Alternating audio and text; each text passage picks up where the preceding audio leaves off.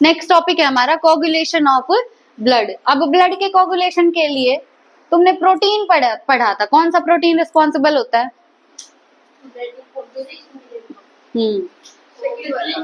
Fibrinogen. हमने शुरू में देखा था ना, ब्लड क्लोटिंग के लिए जो प्रोटीन रिस्पॉन्सिबल होता है वो कौन सा है? फिब्रिनोजन, है ना। ऑस्मोटिक बैलेंस के लिए कौन सा था? थर्ड, बस ऐसे याद रखना। थर्ड कौन सा था? एल्ब्यूमिन। कौन सा था ऑस्मोटिक बैलेंस के लिए? एल्ब्यूमिन। और एक क्या था?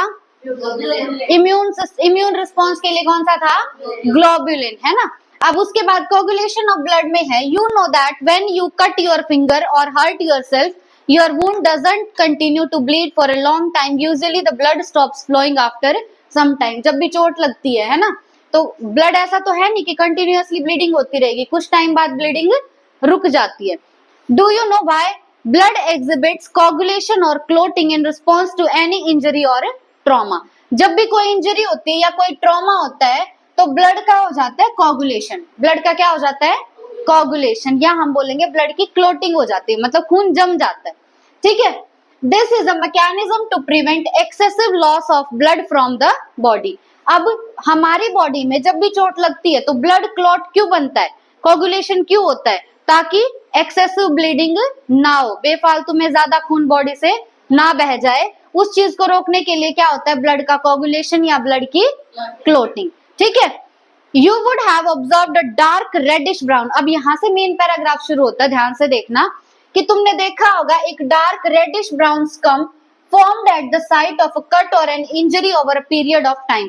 जब तुम्हें चोट लगती है तो थोड़े टाइम बाद तुम्हें मिलता है एक डार्क कलर का रेडिश ब्राउन स्कम। क्या मिलता है? एक डार्क कलर का रेडिश ब्राउन स्कम, ठीक है। डार्क रेडिश ब्राउन स्कम मिलता है जहां भी चोट लगे। तो उसकी प्रॉपर्टी याद रखनी है स्कम की। कलर कैसा होगा? Dark reddish. कलर कैसा होगा? डार्क रेडिश ब्राउन, ठीक है। It is a clot. अब ये जो डार्क रेडिश ब्राउन स्कम बना है ये एक क्लॉट है। क्या है ये? एक क्लॉट है, या फिर इसे हम बोलेंगे कोगुलम, या क्या बोलेंगे? कोगुलम, ठीक है। जो वो तुम्हारी चोट लगती है और वो बनता है ना डार्क रेडिश ब्राउन कलर का, उसको बोलेंगे क्लॉट या कोगुलम बोलेंगे। Formed mainly of a network of threads. अब यहाँ से ये लाइन इंपॉर्टेंट है कि ये कोगुलम या क्लॉट जो बना है वो क्या है? वो नेटवर्क है थ्रेड्स का। किसका नेटवर्क है? थ्रेड्स का नेटवर्क है। और उन थ्रेड्स को हम बोलेंगे फिब्रिन्स। थ्रेड्स का नाम क्या है? फिब्रिन्स। जो वो क्लॉट बना हुआ है डार्क रेडिश ब्राउन कलर का, वो फिब्रिन्स का बना हुआ है। किसका बना हुआ है? फिब्रिन्स का। और फिब्रिन्स क्या है? Network of threads. क्या है? Network of threads. अब इस फिब्रिन में क्या क्या है देखो। Dead and damaged formed elements of blood are trapped. कि हमारे ब्लड के जो डेड और डैमेज्ड फॉर्म्ड एलिमेंट्स हैं, हमारे ब्लड के फॉर्म्ड एलिमेंट्स कौन से होते हैं? आरबीसी, डब्ल्यूबीसी और प्लेटलेट्स। तो हमारे ब्लड के जो डेड और डैमेज्ड फॉर्म्ड एलिमेंट, मतलब डेड और डैमेज्ड आरबीसी, डब्ल्यूबीसी और प्लेटलेट्स इसमें ट्रैप्ड होते हैं। जैसे ये तुम्हारा क्लॉट है, ठीक है, जहां पे चोट लगी थी वहां पे तुम्हारा खून जम गया। अब ये जो क्लॉट तुम्हारा या कोगुलम है, ये है नेटवर्क ऑफ थ्रेड। क्या है? नेटवर्क ऑफ थ्रेड, ठीक है। और इस नेटवर्क ऑफ थ्रेड्स को क्या बोलेंगे? फिब्रिन्स। क्या बोलेंगे? फिब्रिन। फिब्रिल अलग है और फिब्रिन अलग है, ठीक है। जैसे यहाँ पे तुम्हारी चोट लगी तो यहाँ पे ऐसे थ्रेड्स का नेटवर्क बन गया, ठीक है। और इन थ्रेड्स को बोलेंगे फिब्रिन्स। क्या बोलेंगे? फिब्रिन्स। अब ये जो पूरा नेटवर्क है ना, इसके अंदर उलझा हुआ ट्रैप्ड है। इन थ्रेड्स ने पकड़ा हुआ है हमारे फॉर्म्ड एलिमेंट्स को। किसको पकड़ा हुआ है? फॉर्म्ड एलिमेंट्स को पकड़ा हुआ है। और ये फॉर्म्ड एलिमेंट्स हैं डेड और डैमेज्ड। ये फॉर्म्ड एलिमेंट्स क्या हैं? डेड और डैमेज्ड। फॉर्म्ड एलिमेंट्स में क्या क्या आएगा? आरबीसी, डब्ल्यूबीसी और प्लेटलेट्स आएंगे, ठीक है। तो चोट लगी थी, तुम्हारा चोट लगने के बाद यहाँ खून जम गया, इसको बोलेंगे क्लॉट या कोगुलम। क्लॉट या कोगुलम। ये किससे बना हुआ है? नेटवर्क ऑफ थ्रेड्स से। उसको क्या बोलेंगे? फिब्रिन्स बोलेंगे। और इन धागों में, इन थ्रेड्स में उलझे हुए हमारे डेड और damaged formed elements. Formed elements में क्या क्या है? आरबीसी, डब्ल्यूबीसी और प्लेटलेट्स। ठीक है, अब fibrins are formed by the conversion of inactive fibrinogens in the plasma by the enzyme thrombin. अब ये जो फिब्रिन है तुम्हारे, ये बनते कैसे हैं? फिब्रिन बनेंगे bye the conversion of inactive fibrinogen. तुम्हारे प्लाज्मा में प्रेजेंट थे इनएक्टिव फिब्रिनोजन। क्या प्रेजेंट थे? इनएक्टिव फिब्रिनोजन प्रेजेंट थे। अब वो इनएक्टिव फिब्रिनोजन बन गए फिब्रिन। क्या बन गए? फिब्रिन। लेकिन उसके लिए एक एंजाइम लगा, उस एंजाइम का नाम है थ्रोम्बिन। एंजाइम का नाम क्या है? थ्रोम्बिन। क्या बात की हमने कि हमारा प्लाज्मा है। जब हमने प्लाज्मा पढ़ा था ना, तो प्लाज्मा के अंदर हमने प्रोटीन देखे थे। प्रोटीन कितने थे? कितने परसेंट? प्लाज्मा में प्रोटीन कितने थे? 6 to 8%। प्रोटीन कितने थे? 6 to 8%। और 3 मेजर प्रोटीन देखे थे, वो कौन कौन से थे? फिब्रिनोजन, ग्लोबुलिन और एल्ब्यूमिन। और क्या था? एल्ब्यूमिन था। अब ये जो तुम्हारा प्लाज्मा है, इस प्लाज्मा में प्रेजेंट है फिब्रिनोजन प्रोटीन। कौन सा प्रोटीन? Fibrinogen protein. लेकिन ये फिब्रिनोजन है इनएक्टिव। ये कैसा है? इनएक्टिव। कोई चोट नहीं लगी तो इसकी कोई जरूरत ही नहीं है। तो फिब्रिनोजन क्या था प्लाज्मा में? इनएक्टिव। कहाँ प्रेजेंट होगा फिब्रिनोजन? प्लाज्मा में प्रेजेंट होगा। अब फिब्रिनोजन के ऊपर एक एंजाइम काम करेगा। उस एंजाइम का नाम क्या है? थ्रोम्बिन। फिब्रिनोजन पे जो एंजाइम काम करेगा उसका नाम क्या है? थ्रोम्बिन। और ये इस इनएक्टिव फिब्रिनोजन को कन्वर्ट कर देगा फिब्रिन में। किसमें कन्वर्ट कर देगा? फिब्रिन में। और फिब्रिन क्या है? एक्टिव फॉर्म है, थ्रेड लाइक फॉर्म है। ठीक है, बहुत इंपॉर्टेंट कन्वर्जन है। आगे एक और आएगा, उसके साथ कंफ्यूज नहीं होना। इसको अपनी एनसीईआरटी में लिखो। प्लाज्मा के अंदर क्या प्रेजेंट है? फिब्रिनोजन, पर वो है इनएक्टिव फॉर्म में। अब फिब्रिनोजन पे एक एंजाइम ने काम किया। उस एंजाइम का काम क्या है? नाम क्या है? थ्रोम्बिन। और वो थ्रोम्बिन फिब्रिनोजन को कन्वर्ट कर देगा फिब्रिन में। ठीक है,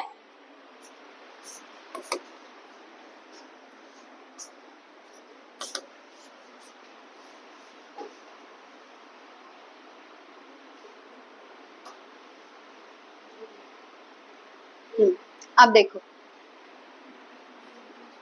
thrombins in turn are formed from another inactive substance present in the plasma called prothrombin। अब थ्रोम्बिन कहां से आया? थ्रोम्बिन आया है प्रोथ्रोम्बिन से। थ्रोम्बिन कहां से आया है? प्रोथ्रोम्बिन से। ठीक है, अब ये प्रोथ्रोम्बिन भी प्रेजेंट था प्लाज्मा में। कहां प्रेजेंट था? प्लाज्मा में। और ये भी इनएक्टिव फॉर्म था। कैसी फॉर्म था? Inactive form. ठीक है, तो हुआ क्या कि प्लाज्मा के अंदर एक इनएक्टिव सब्सटेंस था। उस इनएक्टिव सब्सटेंस का नाम है प्रोथ्रोम्बिन। क्या है उसका नाम? प्रोथ्रोम्बिन। अब प्रोथ्रोम्बिन कन्वर्ट हो गया थ्रोम्बिन में। प्रोथ्रोम्बिन किस में कन्वर्ट हो गया? थ्रोम्बिन में। और थ्रोम्बिन ने क्या किया? फिब्रिनोजन को कन्वर्ट कर दिया फिब्रिन में। फिब्रिनोजन को किस में कन्वर्ट कर दिया? फिब्रिन में। अब an enzyme complex thrombokinase is required for the above reaction. अब प्रोथ्रोम्बिन से थ्रोम्बिन बनाने के लिए एक एंजाइम कॉम्प्लेक्स की जरूरत होती है। उस एंजाइम कॉम्प्लेक्स का नाम है थ्रोम्बोकाइनेज। उस एंजाइम कॉम्प्लेक्स का नाम क्या है? थ्रोम्बोकाइनेज। ठीक है, this complex is formed by a series of linked enzymic reactions, cascade process involving a number of factors present in the plasma in an inactive state। अब ये जो कॉम्प्लेक्स है, ये जो एंजाइम कॉम्प्लेक्स है यानी थ्रोम्बोकाइनेज, थ्रोम्बोकाइनेज कैसे बनता है? कैस्केड प्रोसेस से। थ्रोम्बोकाइनेज कैसे बनता है?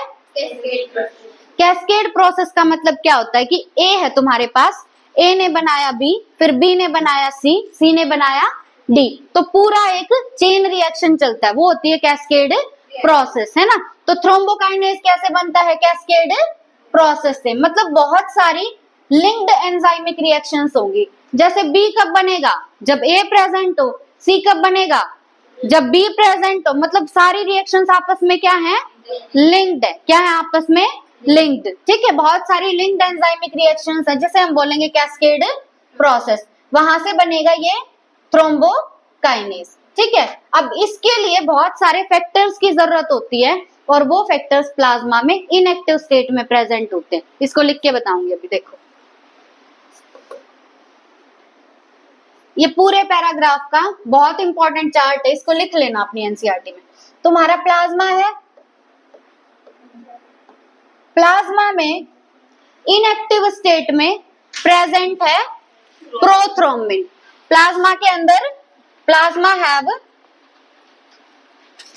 के पास क्या है? प्रोथ्रोम्बिन। क्या है? प्रोथ्रोम्बिन। अब प्रोथ्रोम्बिन एक्टिव है या इनएक्टिव? बोलो। इनएक्टिव। प्रोथ्रोम्बिन क्या है? इनएक्टिव है। ठीक है। अब एक एंजाइम आया, उस एंजाइम का नाम है, बोलो, थ्रोम्बोकाइनेज। एंजाइम का नाम क्या है? थ्रोम्बोकाइनेज। अब थ्रोम्बोकाइनेज एक अकेला एंजाइम नहीं है, ये एक एंजाइम कॉम्प्लेक्स है। ये क्या है? एक एंजाइम कॉम्प्लेक्स। इस एंजाइम कॉम्प्लेक्स ने प्रोथ्रोम्बिन को कन्वर्ट कर दिया, बोलो, थ्रोम्बिन में। किसमें कन्वर्ट कर दिया? थ्रोम्बिन में। ठीक है। तो अब प्लाज्मा में प्रेजेंट है थ्रोम्बिन। क्या प्रेजेंट है? थ्रोम्बिन। अब तुम्हारे पास था प्लाज्मा में ही इनएक्टिव फिब्रिनोजन। प्लाज्मा में क्या प्रेजेंट था तुम्हारे पास? फिब्रिनोजन था प्लाज्मा में, और वो था इनएक्टिव था वो। ठीक है। अब इस इनएक्टिव फिब्रिनोजन पे काम किया थ्रोम्बिन ने। किसने काम किया? थ्रोम्बिन ने। और इस थ्रोम्बिन ने इस इनएक्टिव फिब्रिनोजन को कन्वर्ट कर दिया फिब्रिन में। किसमें कन्वर्ट कर दिया? फिब्रिन में। तो लास्ट में हमें क्या मिल गया? फिब्रिन मिल गया। आया पूरा समझ? अब थ्रोम्बोकाइनेज जो है ये है एक एंजाइम कॉम्प्लेक्स। ये क्या है? एक एंजाइम कॉम्प्लेक्स। और इस एंजाइम कॉम्प्लेक्स की फॉर्मेशन होती है बाय कैस्केड प्रोसेस। कैसे होगी? By cascade process. Cascade process का मतलब है लिंक्ड एंजाइमिक रिएक्शंस। इसका मतलब क्या है? Linked enzymic reactions. अब लिंक्ड एंजाइमिक रिएक्शंस क्या होती हैं? जैसे ए है, ए से बनेगा बी, बी से बनेगा सी। तो सी कब बनेगा? जब बी हो। बी कब बनेगा? जब ए हो। तो इनकी फॉर्मेशन एक दूसरे पे डिपेंड करती है, एक दूसरे से लिंक्ड है इनकी फॉर्मेशन। ठीक है। और ए की फॉर्मेशन बी में तभी होगी जब कोई पर्टिकुलर एंजाइम, मान लो आर प्रेजेंट है। जब आर प्रेजेंट होगा तभी ए से बनेगा बी। जब मान लो क्यू प्रेजेंट है तभी बी से बनेगा सी। ये रिएक्शंस आपस में क्या है? लिंक्ड है और डिपेंडेंट है। ए के बाद बी, बी के बाद सी। ये क्या है? Cascade process. इस तरीके से किसका फॉर्मेशन होता है? थ्रोम्बोकाइनेज का। ठीक है। प्लाज्मा में प्रोथ्रोम्बिन था इनएक्टिव। प्रोथ्रोम्बिन से थ्रोम्बिन बनेगा in the presence of enzyme complex thrombokinase. अब थ्रोम्बिन बन गया तो ये इनएक्टिव फिब्रिनोजन को कन्वर्ट कर देगा फिब्रिन में। ठीक है। और फिब्रिन ए ऑलरेडी प्रेजेंट है। ठीक है। अब उसके बाद फिब्रिन जो है वो क्या? तुम्हारा नेटवर्क ऑफ थ्रेड्स। क्या है? नेटवर्क ऑफ थ्रेड्स है। ये लिख लिया इतना?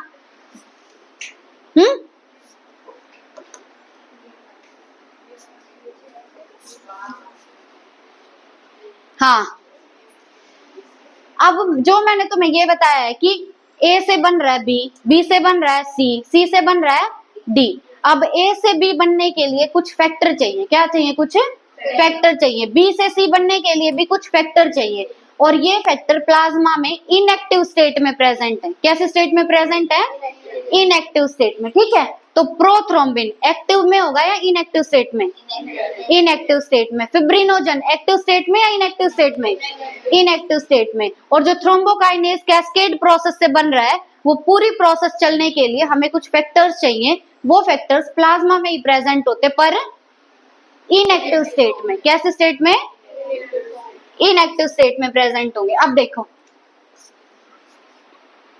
an injury or a trauma stimulates the platelets in the blood to release certain factors which activate the mechanism of coagulation. जब भी हमारी बॉडी में कोई इंजरी होती है या कोई ट्रॉमा होता है तो हमारी प्लेटलेट्स स्टिमुलेट होंगी। कौन स्टिमुलेट होंगी?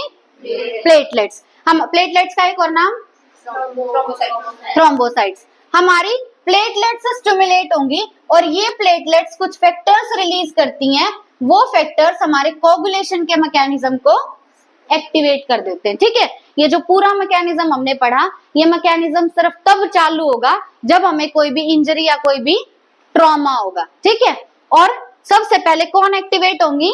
प्लेटलेट्स। फिर प्लेटलेट्स रिलीज करेंगे, कुछ फैक्टर रिलीज करेंगे। ठीक है, और वो फैक्टर हमारे पूरे कोगुलेशन के मैकेनिज्म को शुरू कर देते हैं। ठीक है, ये ध्यान रखना। कौन स्टिमुलेट होगा सबसे पहले?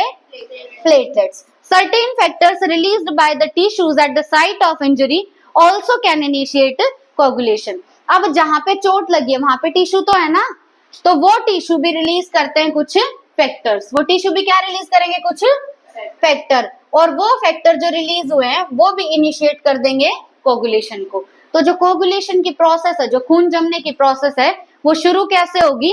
पहला उसको शुरू करेंगे प्लेटलेट्स। कौन शुरू करेंगे?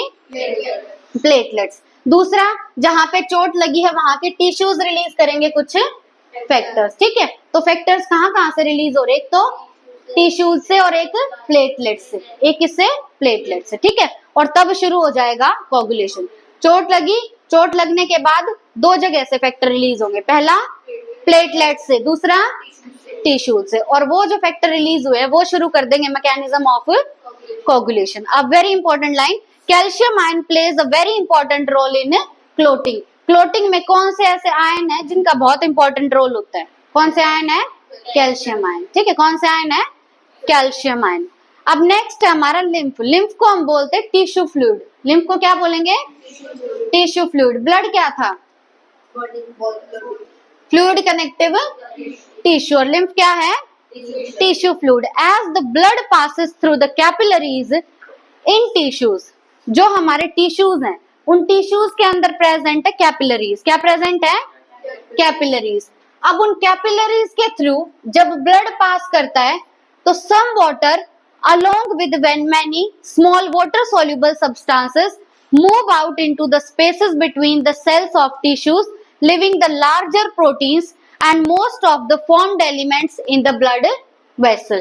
अब ये जो तुम्हारी कैपिलरी है, ये क्या है? एक ब्लड वेसल है। कैपिलरी क्या है? एक ब्लड वेसल। तो जैसे हमारी कैपिलरीज में से ब्लड पास करता है टिश्यूज के अंदर, तो कुछ water along with many small water soluble substances. ठीक है, थोड़ा बहुत वाटर कुछ सब्सटेंसेस के साथ, और वो सब्सटेंसेस है वाटर सोल्यूबल, साइज में स्मॉल। ठीक है, थोड़ा सा तो वाटर है और उस वाटर के साथ क्या है? कुछ सब्सटेंसेस, लेकिन वो सब्सटेंसेस है वाटर सोल्यूबल, साइज में छोटे। अब ये जो दोनों चीजें हैं, वाटर और ये सब्सटेंसेस, ये चले जाएंगे सेल्स के बीच के स्पेस में। टिश्यू किससे बना हुआ है?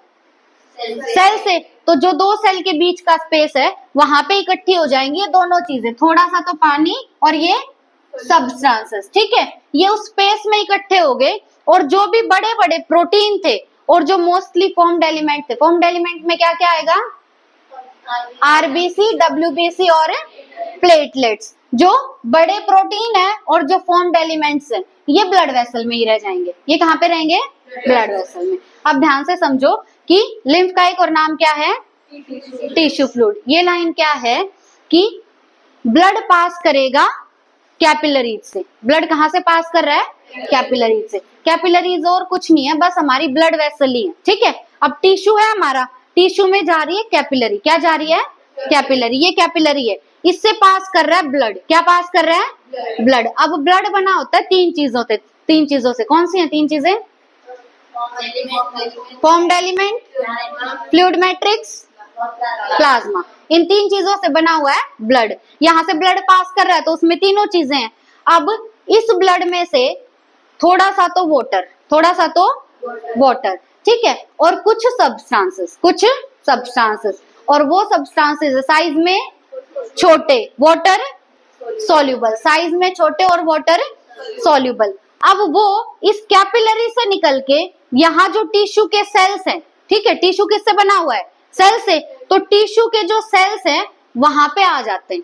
ठीक है, और जो भी तुम्हारे बड़े बड़े प्रोटीन है और फॉर्म्ड एलिमेंट्स है वो इस ब्लड के अंदर ही रह जाएंगे। वो कहाँ रह जाएंगे?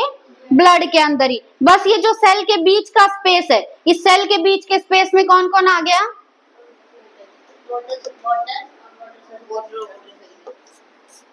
तुम्हारी कैपिलरी थी, टिश्यूज में से क्या जा रही है, कैपिलरी जा रही है। कैपिलरी के अंदर क्या बह रहा है, ब्लड। क्या है कैपिलरी में, ब्लड है, ठीक है। अब यहाँ आसपास टिश्यू है, तो टिश्यू के क्या होंगे, सेल्स। टिश्यू के क्या होंगे, सेल्स। अब इस ब्लड में तुम्हारे पास फ्लूइड मैट्रिक्स भी है, तुम्हारे पास प्लाज्मा भी, और तुम्हारे पास फॉर्म्ड एलिमेंट्स भी हैं, ठीक है।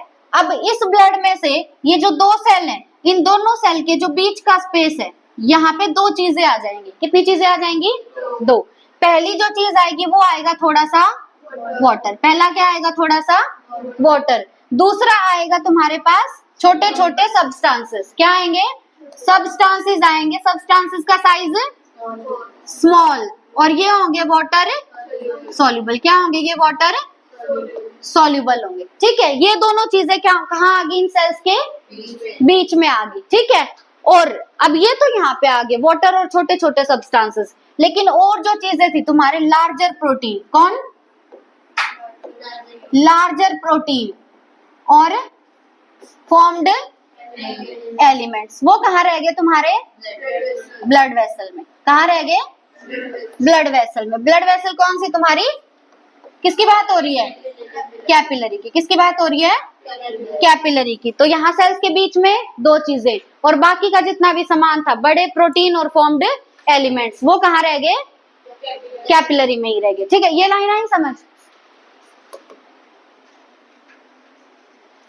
अब देखो, this fluid released out is called the interstitial fluid और टिश्यू फ्लूइड। अब दो सेल के बीच में है ये फ्लूइड, जो वाटर है और सॉल्युबल सब्सटेंसेस हैं, दो सेल्स के बीच में प्रेजेंट है ये, इसीलिए इसका नाम है इंटरस्टिशियल फ्लूइड। क्या है नाम, इंटरस्टिशियल फ्लूइड, या इसी को हम बोलते हैं टिश्यू फ्लूइड। और टिश्यू फ्लूइड क्या है हमारा, लिम्फ। तो लिम्फ और कुछ नहीं होता, बल्कि ब्लड का जो पार्ट निकला हुआ है, वाटर निकला हुआ है, या छोटे छोटे वाटर सॉल्युबल सब्सटेंसेस निकले हुए हैं, उसी को हम बोलते हैं लिम्फ, यानी टिश्यू फ्लूइड, ठीक है। लिम्फ के तुमने तीन नाम देख लिए, पहला तो लिम्फ हो गया, दूसरा टिश्यू फ्लूइड, तीसरा इंटरस्टिशियल फ्लूइड। टिश्यू फ्लूइड क्यों बोल रहे हैं, क्योंकि टिश्यू के सेल्स के बीच में है ये। समझ आया ना क्या है लिम्फ, कितने नाम है, तीन, लिम्फ, इंटरस्टिशियल फ्लूइड और टिश्यू फ्लूइड। अब होगा क्या लिम्फ के अंदर, वो देखो, it has the same mineral distribution as that in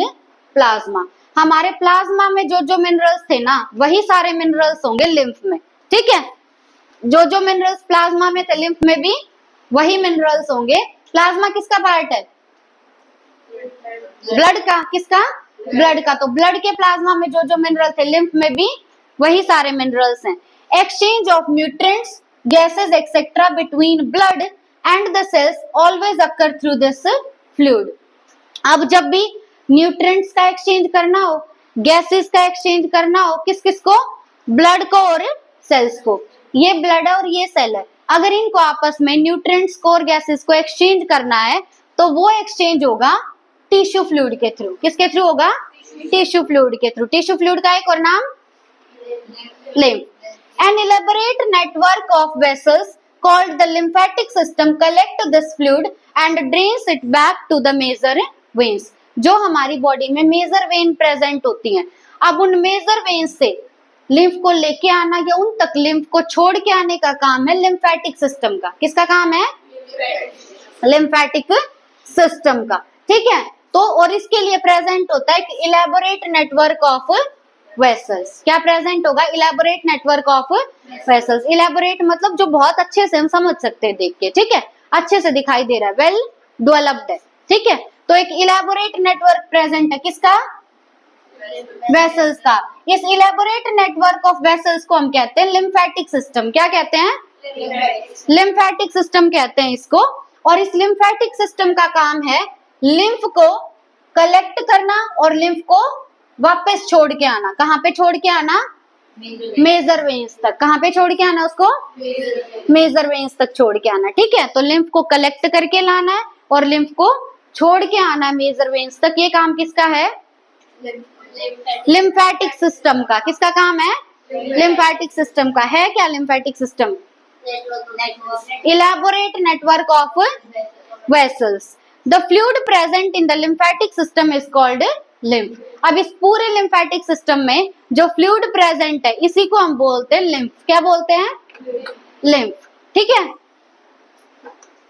lymph. अब लिम्फ के बारे में देखो क्या क्या है। ये पहली बात, ये फ्लूइड है। लिम्फ क्या है? फ्लूइड। इसका कोई भी कलर नहीं होता। कैसा है?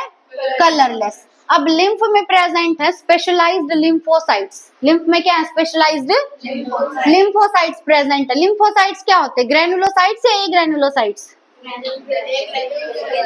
क्या होते हैं? ए ग्रैनुलोसाइट्स। ठीक है, डब्ल्यूबीसी, आरबीसी, प्लेटलेट क्या है? ये लिम्फोसाइट्स। लिम्फोसाइट्स क्या है? ग्रैनुलोसाइट। ए ग्रैनुलोसाइट किसके पार्ट थे? डब्ल्यूबीसी के पार्ट थे ना। लिम्फोसाइट्स किसके पार्ट थे? डब्ल्यूबीसी के। डब्ल्यूबीसी दो टाइप का था, ग्रैनुलोसाइट और ए ग्रैनुलोसाइट। ए ग्रैनुलोसाइट में क्या क्या था? मोनोसाइट्स और लिम्फोसाइट्स। मोनोसाइट्स का परसेंटेज बताना। मोनोसाइट्स का 6 to 8 और लिम्फोसाइट्स का 20 to 25%। तो जो तुम्हारा लिम्फ है, लिम्फ में प्रेजेंट है स्पेशलाइज्ड लिम्फोसाइट। क्या प्रेजेंट है? और लिम्फोसाइट्स का तुमने कल भी देखा था फंक्शन। ये हमारी बॉडी के इम्यून रिस्पॉन्स में इन्वॉल्व होते हैं। लिम्फोसाइट्स कितने टाइप के थे? कौन कौन से? बी लिम्फोसाइट और टी लिम्फोसाइट। तो उनका काम है हमारे इम्यून रिस्पॉन्सेस को देखना। ठीक है, तो लिम्फ का कलर कलरलेस। फ्लूइड या सॉलिड? फ्लूइड। इसमें प्रेजेंट होंगे स्पेशलाइज्ड लिम्फोसाइट्स, है ना। और उनका काम क्या है हमारे बॉडी के? हाँ। अब लिम्फ जो है is also an important carrier for nutrients, hormones etcetera. हमारी बॉडी में न्यूट्रिएंट्स, हॉर्मोन्स वगैरह का एक इम्पोर्टेंट कैरियर है। कौन? लिम्फ। कैरियर मतलब लेके आना और लेके जाने का काम किसका है? लिम्फ का। किस किस का कैरियर है ये? न्यूट्रिएंट्स का और हॉर्मोन्स का। Fats are absorbed through lymph in the lacteals present in the intestinal villi. अब जो हमारी इंटेस्टाइन होती है, इंटेस्टाइन में प्रेजेंट होते हैं फिंगर लाइक प्रोजेक्शन। उन फिंगर लाइक प्रोजेक्शन का नाम क्या है? विलाई। अब उनमें प्रेजेंट होंगे क्या? Fats are absorbed through lymph in the lacteals. Villi में प्रेजेंट होते हैं लैक्टियल्स। क्या प्रेजेंट होंगे? लैक्टियल्स। अब उन लैक्टियल्स में जो लिम्फ है, लैक्टियल्स क्या है? जैसे तुम्हारी आर्टरीज होती हैं, वेन्स होती हैं, इसी तरीके से इंटेस्टाइन की विलाई में क्या है? लैक्टियल्स है। ठीक है, अब इन लैक्टियल्स में भी क्या प्रेजेंट होगा? लिम्फ। क्या प्रेजेंट होगा? लिम्फ। अब उस लिम्फ का काम है फैट को अब्सॉर्ब करना। क्या है उसका काम? फैट को अब्सॉर्ब करना। तुम्हारी इंटेस्टाइन है, इंटेस्टाइन में क्या होगा? विलाई होंगे। क्या होंगे? विलाई। जो क्या है? Finger like structures. अब इन विलाई के अंदर जैसे तुम्हारी आर्टरीज, वेन्स होती हैं, इसी तरीके से विलाई में प्रेजेंट होती है लैक्टियल। क्या प्रेजेंट है? लैक्टियल। अब इन लैक्टियल में जो फ्लूइड होता है, एल से लैक्टियल और एल से लिम्फ। लैक्टियल में फ्लूइड कौन सा है? लिम्फ। इस लिम्फ का काम है फैट को अब्सॉर्ब करना। किसको अब्सॉर्ब करना? फैट को अब्सॉर्ब करना। ठीक है, लिम्फ का कलर कलरलेस।